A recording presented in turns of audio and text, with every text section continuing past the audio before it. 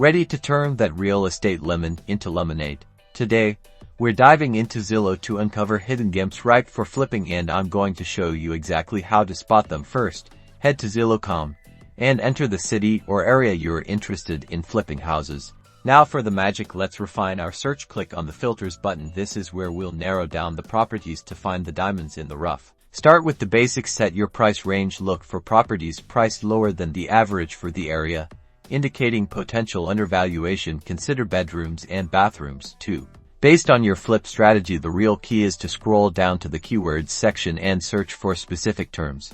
Type in phrases like needs TLC, fixer-upper, handyman special, or cosmetic repairs. These keywords will help you identify properties that need work but have potential.